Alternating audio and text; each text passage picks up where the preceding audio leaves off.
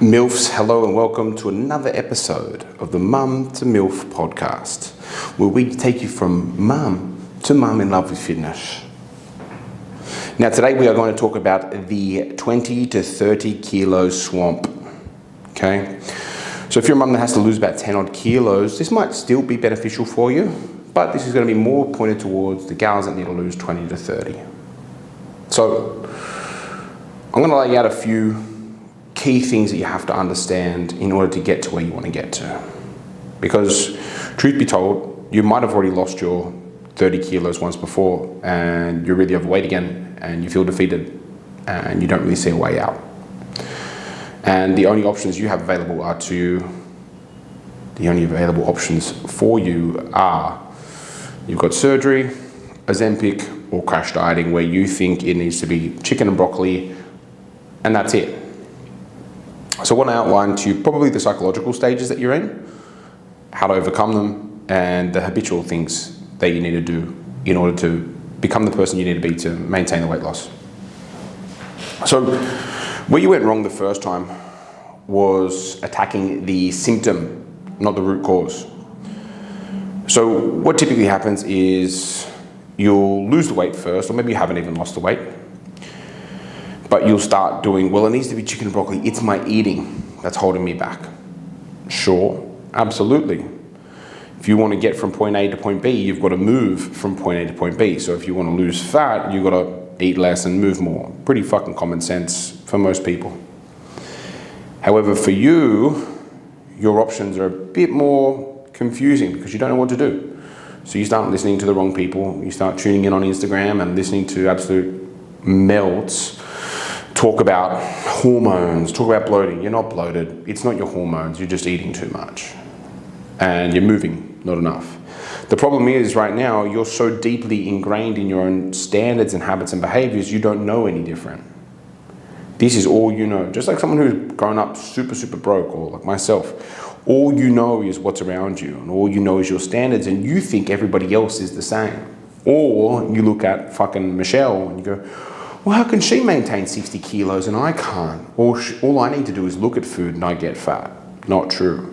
You just don't see what Michelle does behind the curtains. You see her eat one odd meal, but you don't understand the 99% of the balance that goes into doing that. So, if you attack the symptom, eat less, move more, sure, that's great, but it doesn't address the core issue, which is the psychology part. So right now, you better believe it, you have a food addiction. You don't understand it, you can't see it, maybe you're aware of it for the first time. Or you think, well, my problem is I don't eat enough.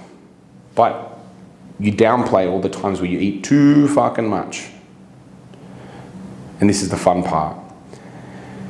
Food addiction is not you sitting down, smacking your head into a cheesecake and going, oh God, like Jabba the fucking Hutt. Me so hungry, blah, blah, blah, blah. It's a bit more cunning than that. How it kind of operates is it's a coping mechanism. And if you start paying attention to when you start eating food and what foods you eat, you'll start to unravel a little bit more about why you're psychologically addicted to food. And no, that doesn't give you justification to say I'm an addict now and that's it. Trust me. It's even more reason to attack it now where it stands. So what tends to happen with a lot of mums is, with the psychology aspect, they just think this is just my life. How you need to rewire this is it's a coping mechanism. So where does it come up for me where I'm starting to cope? Is it when the kids come home? Is it when everyone's asleep? Is it when I'm out and about, eating out? Where does it lie? For a lot of my mums, it lies when everyone's asleep, hubby's gone to bed, and they crack out the sweets and stuff, and then they feel guilty after a big binge. For some, it's going to a social event, and what tends to happen is you panic. You see the menu, you feel guilty, and you think, fuck it, diet starts tomorrow, so you pick the worst option you can, and you think, well, fuck it. I'm in the swamp now, hence the 20 to 30 kilo swamp, might as well roll around in the fucking mud. So how do you get out of it? There's no real one-size-fits-all approach. However, there's a root cause, and it's addressing the avoidance behaviors that you've decided. So if you have junk food and you think, well, fuck it, I am where I am, that's an avoidance behavior. If you're really uncomfortable sitting with yourself in your own feelings when everyone's gone to sleep, that's an avoidance behavior. See, food is a drug. It takes you somewhere where you don't want to be, or takes you away from where you are right now, which is where you don't want to be. You're just not aware of it, or you're hyper aware of it. The number one solution to that I've found, is sitting on your fucking hands and doing nothing. I'll give you an example. I've been battling a nightly Dubai chocolate bonanza for the last 3 weeks. Can't fucking tell you why, but it's been there. And so for me, I was shopping last night and I was like, hey, what's kind of going on here? What's this all about? And I said, well, what happens, Adriano, if you just don't buy Dubai chocolate today? What happens? And I logically went down the path and said, well, not really much. Will you be disappointed if you don't eat an extra 700 calories worth of chocolate tonight? Probably not. I'll probably be pretty happy. Getting down to my goal weight of 90 kilos is going to be pretty easy. Okay, that's a pretty good outcome. What else? Well, I'll save a bit of cash. That's a bonus. Not like it's much, but it adds up. Okay. Vibes, that's another bonus. And then what else? Well, I'll stop having that argument and that battle between my ears of once I've finished the block going like, I'll kick it off tomorrow. It stops me battling with myself. And if you're a mum that's just been fighting with herself and her own demons, I hate the word demons, fighting with herself and her own shitty behavior and shitty choices, that peace between your ears that you find when you say no to yourself is very calming. It feels heavy at the start. It feels hard to jump into. That's probably why you haven't. Because you feel like the world's going to end if you don't have your little treaty. But how I look at it is like, Adriano, would I rather get to 70 and know that I'm in great shape and I've looked after every aspect of my health, or would I rather snacks? If you're someone that would rather snacks, this is not for you. Please click off, I don't want to know you. But if you're someone that goes, yeah, actually, probably I'd rather health than snackies, but the occasional snack, obviously, then I think you're barking up the right tree. See, it really does come down to that at the end of the day. It comes down to, what do you really want out of life? And if you get to the point where you're 70 years old and you're happy and fat, so be it. I'd rather be happy and in shape and know that I've respected myself enough to care and then have my behaviors align with that. So that's kind of the psychological journey that you'll go down. It'll be guilt, it'll be shame, it'll be arguing with yourself, it'll be discomfort, it'll feel uncomfortable, you feel like you don't want to do it. But I just ask you a question, you to ask yourself, what's going to happen? What's the worst that's going to happen if you don't have your beer or your wine or your block of chocolate before bed or your snacks? Probably fuck all. You'll probably wake up feeling less bloated. You'll probably sleep better. You'll feel more congruent inside your brain. You'll feel accomplished. So all I ask is, if you're in that 20 to 30 kilo swamp, get better at the skill of saying no to yourself. Now, I'll always say yes to things like fruit. For me, if I'm hungry, mandarin, cool. If I'm hungry, apple, cool. I can have excess, as much apples and bananas and fruits and shit as I want. I know, in my heart of hearts, I'm not getting fat from fruit. It's not happening. I don't know anyone that just eats fruit and's fat. It's kind of fucking impossible, to be fair. Now, am I saying you should have all of your food be fruit? Lord, no. Please, for the love of God, no. But what I am saying is that you should be leaning a bit more into health behaviors, having more fruit, and leaning away from having less junk. Not a hard equation, hard line to draw. You can have it. As I always say, you can have your cake and eat it too, you just got to have less fucking cake. And that's all it is. But it feels so scary when you've got 20 to 30 kilos to lose. And also, you get the fuckets. Whatever. It's like, If you've got $1 million, what's $1,001? Fuck all. Just like if you've got 30 kilos in it, what's another 10 kilos? What's another kilo? Means sweet fuck all versus the salvation you'll get from running away into food. So that's the first part.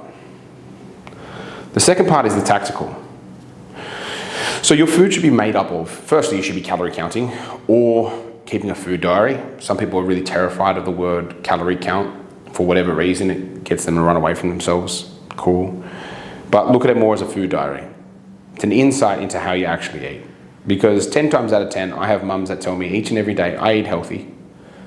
And then what happens? I have a look at their food diary. It's healthy for them. Health is such a broad word, right? For some people, health is just like clean food, but you're eating a fucking shitload of almonds and whatever. But by and large, whenever somebody says I eat healthy and then I have a look at their food diary, they eat like shit. It's 99% of the time. So I'd keep a food diary for that reason to, give yourself some accountability. Then, on top of that, what I would do is start having a look at the backs of packets of food. Right? Just like you have a look at the price tag of something at Woolworths or Coles, or when you go shopping, hopefully at high-end stores, so you can afford to jump into my coaching program, you think, yeah, right, I better not spend that, it's not in the budget. Or you think that's worth it, I'm going to spend $100 on this shirt, fantastic, good trade-off. So if you're one of those people, I want you to think about your calories like that. Is this Snickers bar worth it? Should I spend the money on the Snickers, or could I do an apple instead today? Cool, I'll save my money for my Snickers tomorrow. That's kind of how you want it to be. So 80% whole food, 20% soul food, 80% whole food meaning non-processed, 20% being whatever the fuck you like. On top of that, what you should do is weigh yourself once a week. Now I choose Wednesday for my gals purely because I've seen this play out so many times. And what tends to happen if you weigh in on a Monday is you'll have a shit Thursday, Friday, Saturday, and then try and claw back your calories on either Saturday or Sunday for a good weigh in on Monday. Friday is the same thing. You have this, well, I can self-sabotage on Saturday, Sunday, and then make it up by Friday.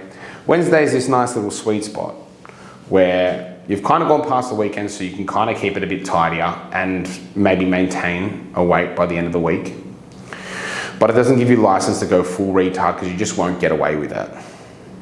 So it's kind of this nice chin check medium point where you weigh in and it's not quite the weekend and it's not quite the end of the week. It's a good time to weigh in. So weigh in every morning after a shit shower and a shave. Now, if you lose any amount of weight, that's a good week. Now, what you need to start orientating away from is daily weigh-ins, because your weight fluctuations mean sweet fuck all. You should orientate yourself to weekly and monthly tracking. So don't necessarily pay too much attention to the week-to-week number, pay attention to the month-to-month number. For a lot of my gals, what we do is we do 2 to 5 kilos for your first month. Some people hit 6. And then we do 2 to 4 kilos every month thereafter. And if you're hitting those numbers, great. And if you're not, consider an intervention is on its way. Because we want you on task, we want you absolutely nailing your goals. And if you think about 2 kilos a month for 24 months, that's 24 kilos you don't have on your body anymore. For some people, they think that's not much progress, but those people are probably still really, really overweight. See, if you want to maintain your weight, sometimes a sideward step is a step in the right direction. Just like every week you're not going to get a promotion. Is that a failed year? No. Is it a failed week? No. Some weeks you're going to fail as a parent. Does that mean you're a shit parent? No. Right? Just because you have sideways weeks or months doesn't mean you're not succeeding.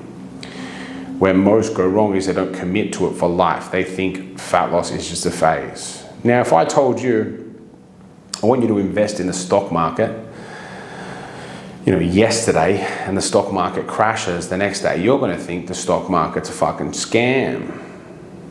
But if you invested 10 years ago and let the interest go over 10 years, which I think that stock market's like 8% a year or something you can expect on the S&P 500, you get like an 8% return on your cash, which is pretty damn good. And so with that, it's like, oh, right, that would be a good time to invest, a good time to start. You don't invest with the hope to stop investing. You invest with the hope to get somewhere where you never could have gotten if you didn't invest, right? If you wait 30 years, then you have a nest egg, like superannuation. You're not going to put a month's worth of money in your super and go, that's it, that's going to set me up for retirement. No. You want this stuff to set you up for retirement. Physical retirement, when you're 60, 70, and let's say you've got no health consequences because you looked after your health, you made the right investments. But if you're someone that doesn't do that, and you're someone that doesn't, and you stay in the swamp that you're at, expect swamp-like results. So hope that kind of gives you a bit of like insight into how you should start tracking your weight as well. Because if you do it over 5 years, if you lose 5 kilos over 5 years, each year, that's 25 kilos. But it's also 100 grams a week. Now, if you saw a scale drop down 100 grams a week, you wouldn't think it's much. But 25 kilos is a fuckload. So the gap between you and that is just patience. Now, I'm not saying that you should lose 100 grams a week. That's not what I do for my gals. But it just gives you a bit of a frame and allows you to zoom out. Okay? And if you can zoom out and see what it is and see yourself as on a journey of not stopping, this isn't a short fad bullshit, you're gonna have a great life. You're gonna have energy, because fitness spills into everything. You're gonna have energy, you're gonna have confidence, you're gonna set a good example for your kids, you'll probably not wanna fuck without the lights off anymore. It's gonna be great. You're gonna fit into your favorite clothes. It's gonna be good.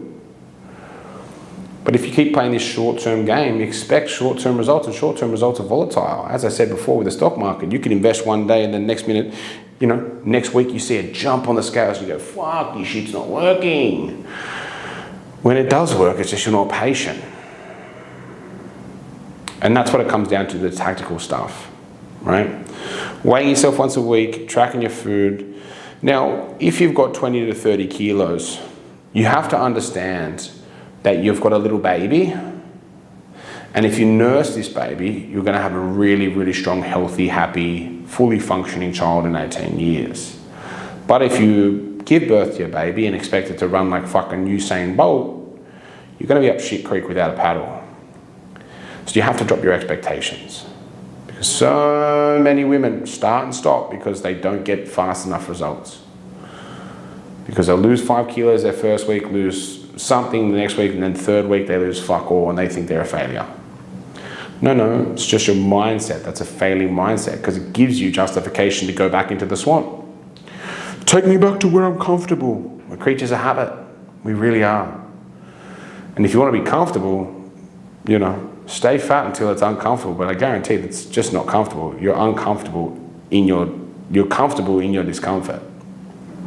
It's where a lot of people go wrong. If you are uncomfortable, if you're comfortable in your discomfort, that is a red flag. You need to do something today. So I guess I just wanted to make that video today, this podcast, just about getting the fuck out of the swamp. Because once you're in there, it's a see you next Tuesday to get out, but it's very doable. You just have to approach it differently to losing 5 kilos. 5 kilos you can sprint, 30 kilos you cannot sprint. You have to understand it's a marathon.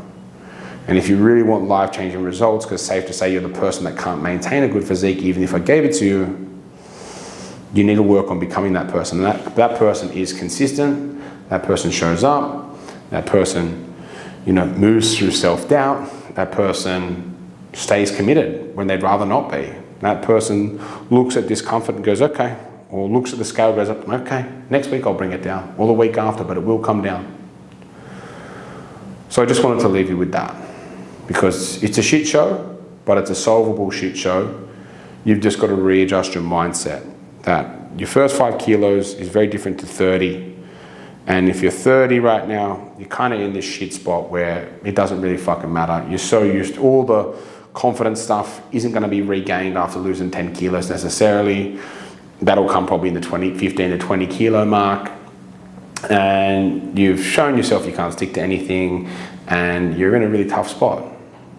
So if you want to get out of that tough spot, you've got to make incremental changes, not big sweeping changes. Okay? Better food more often than not, move more, get a little shitty Fitbit watch, do over 6,000 steps a day, then start moving with your food. Instead of a large, have a small. Instead of a Whopper, have a Whopper Junior. Instead of having it with fries, have it with a Coke Zero, cruise for a bit. Those little changes will allow you to lose half a kilo to a kilo every week without making any drastic impacts or any drastic changes to what you're currently doing. You can get some good success with that. But if you try and rip the ground out from underneath you and start uprooting your entire life, that's where you'll fail, because you'll say it's too hard, and they'll give you justification to go back to your comfortable discomfort. So I hope this helps. Hope you get out of the shit show, the swamp. And obviously, if you want to get there a bit quicker, check out my Instagram, book a call with me, we can have a bit of a chat, and I can run you through if it's the right fit or not. Chances are, if you need to lose 20 to 30 kilos, there's not going to be a better program out there, but I'll let you be the judge. Okay? Adriano out. I will talk to you gals on the next one, but for now, I hope you have a great day, beautiful weekend, and hope you've enjoyed it all, and I'll talk to you on the next one. Cheers.